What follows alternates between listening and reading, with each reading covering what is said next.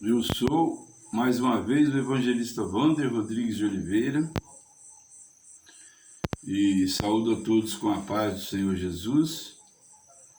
E eu venho fazer uma pregação a respeito das 4 palavras mais importantes que existem dentro da Bíblia Sagrada.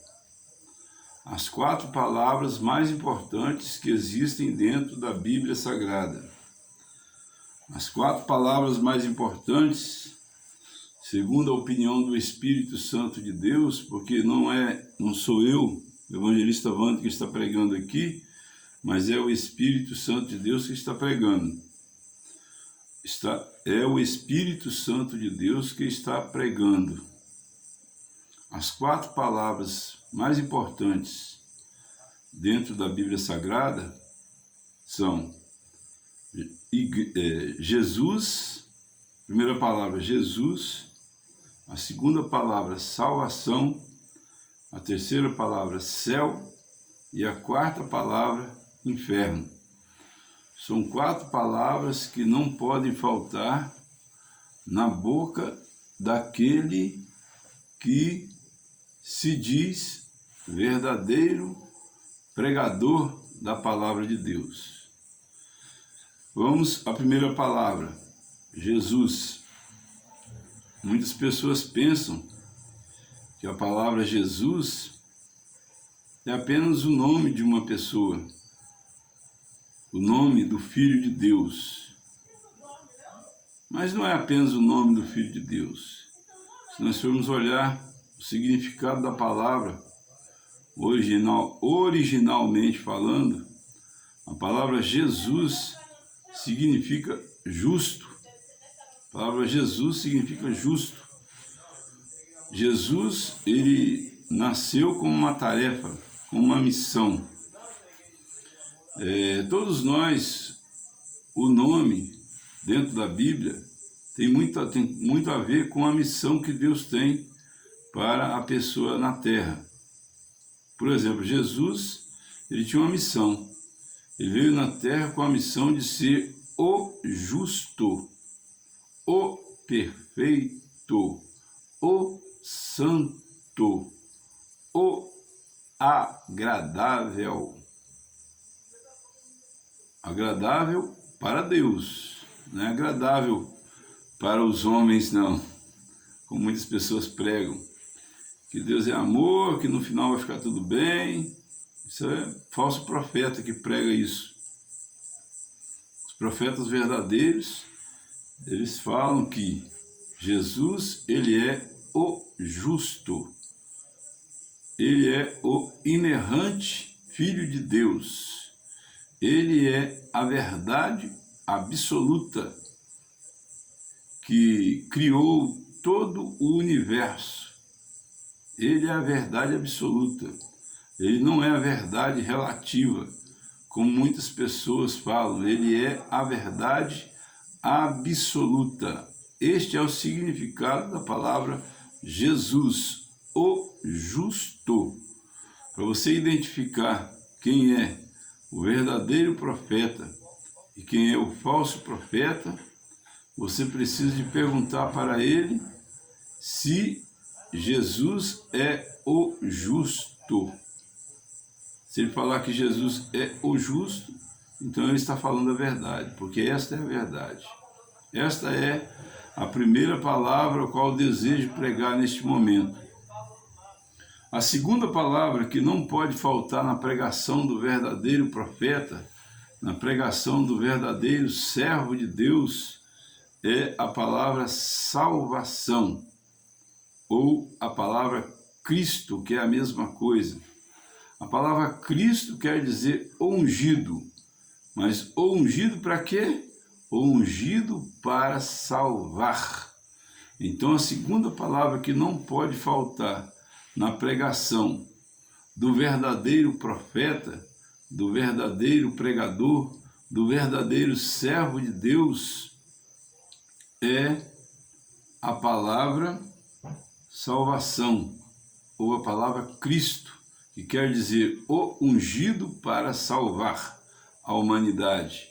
Mas eu vou dar um time aqui, vou parar um pouquinho, vou explicar algumas coisas que estão escritas aqui atrás. Significado aqui: Jesus Cristo é o Senhor.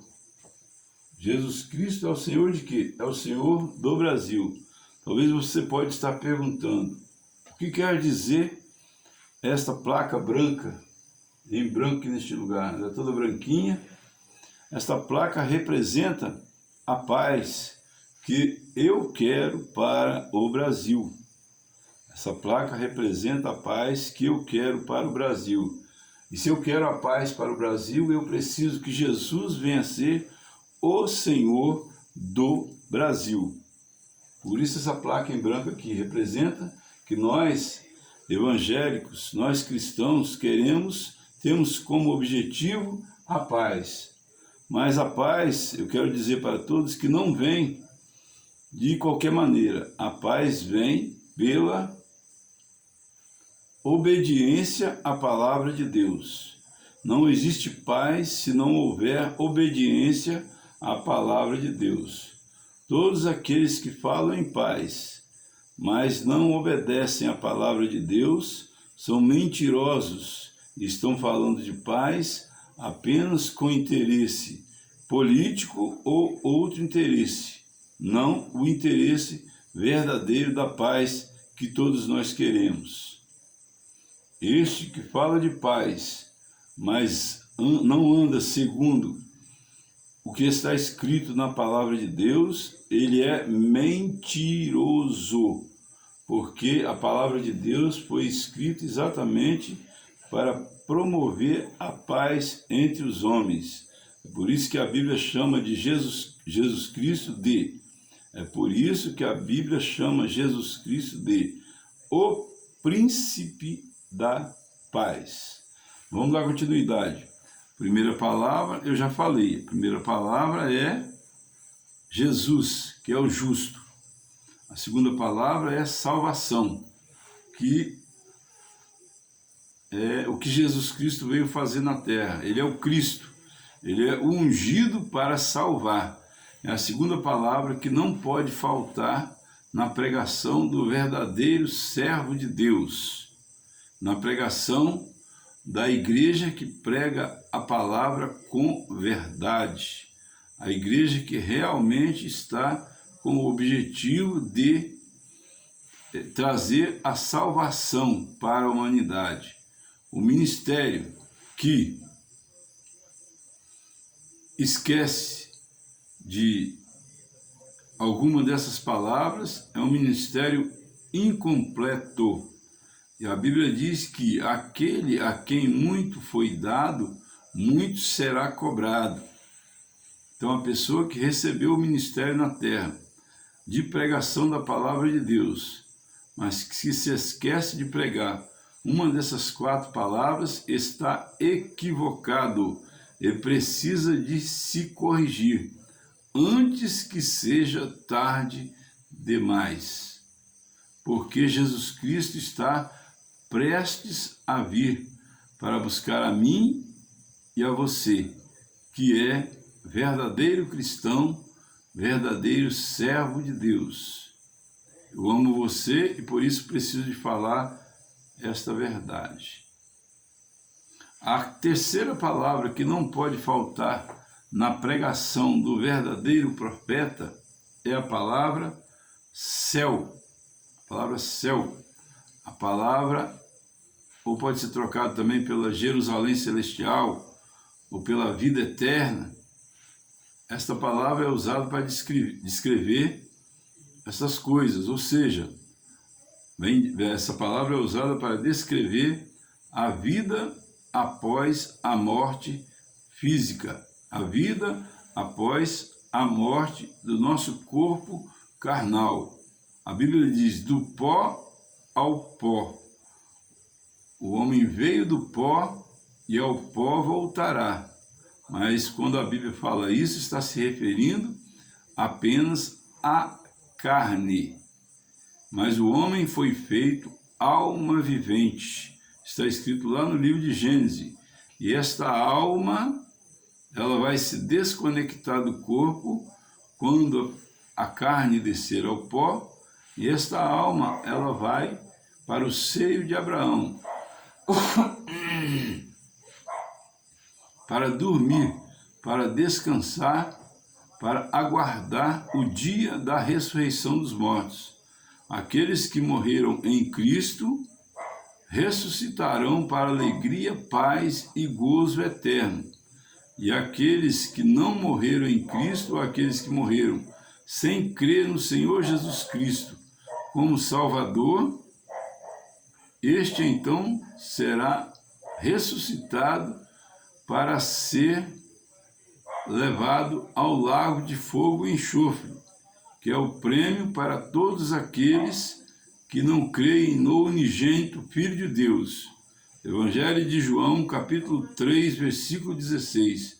Está escrito assim: porque Deus amou o mundo de tal maneira que deu o seu Filho unigênito, para que todo aquele que nele crê não pereça, mas tenha a vida eterna.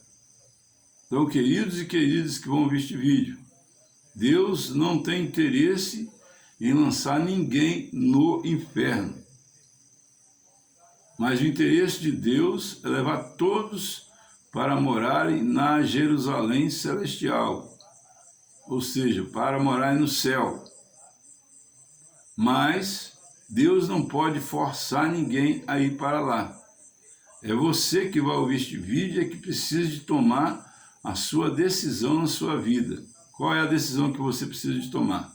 Você precisa de ler a Bíblia e fazer o que está escrito nela. E quando não conseguir fazer, a própria palavra diz: aquele que confessa e deixa, alcança misericórdia. Confessa o pecado, se arrepende, deixa o pecado e volta a caminhar na presença do Senhor. Então é assim que acontece, todos nós erramos. O único justo é o Senhor Jesus Cristo. Todos nós falhamos em alguma coisa sem querer. De forma planejada não tem jeito. Mas quando a gente faz alguma coisa sem querer, a gente se arrepende, pede perdão a Deus, pede perdão à pessoa, porventura a gente tem errado com alguém, e então todos os pecados são apagados por quando a pessoa confessa e deixa o pecado.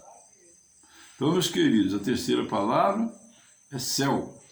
Minhas queridas e meus queridos, a terceira palavra é céu. A quarta palavra que não pode faltar na igreja séria, na igreja verdadeira, a igreja que realmente está preparando um povo para morar no céu, é a palavra inferno. A palavra inferno não pode faltar na boca daquele que é verdadeiro profeta.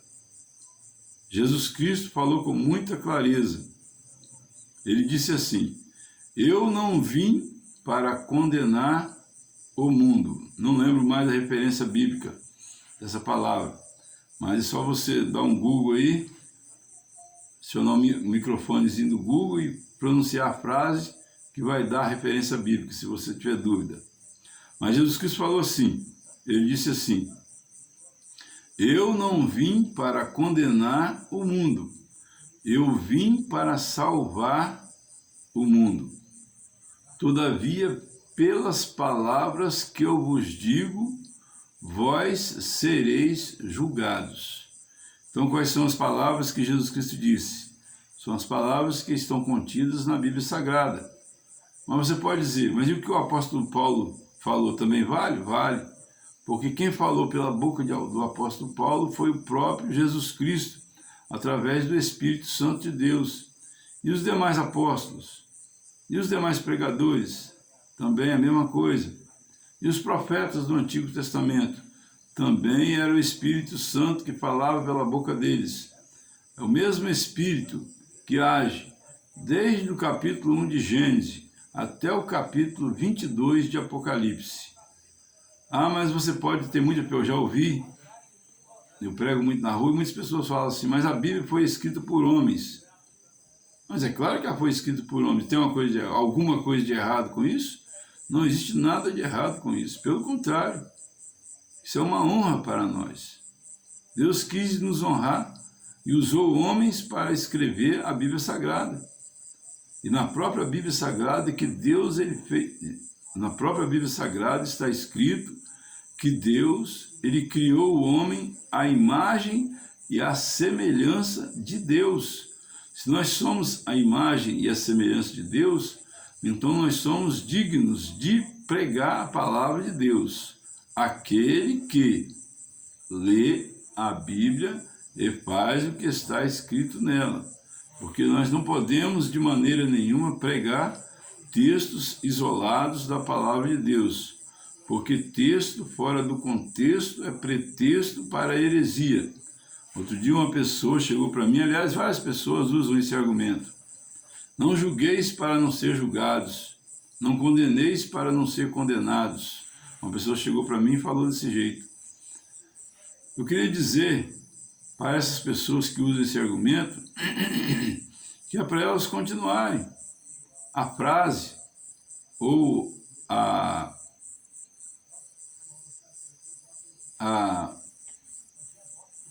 palavra que Jesus falou, porque Jesus Cristo, nós temos que pegar e pregar a palavra, nós temos que pregar a palavra de Deus dentro do trecho completo a respeito da ideia que Jesus Cristo queria passar.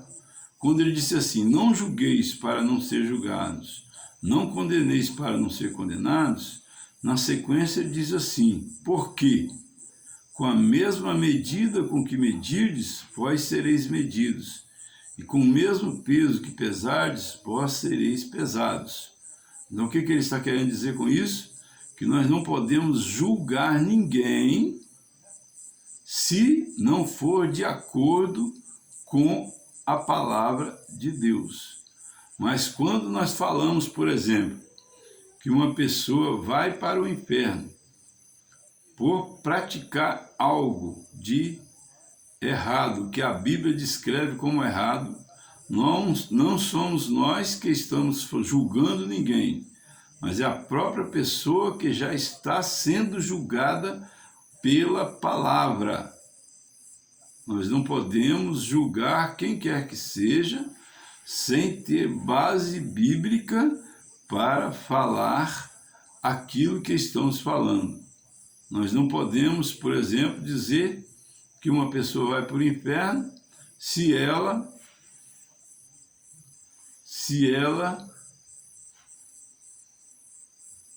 não der o dinheiro todo que ela tem para os pobres. Eu não posso falar isso, por quê? Porque isso não está escrito na Bíblia. Mas eu posso falar que a pessoa vai para o inferno se ela não aceitar o Senhor Jesus Cristo, se ela não crer no Senhor Jesus Cristo.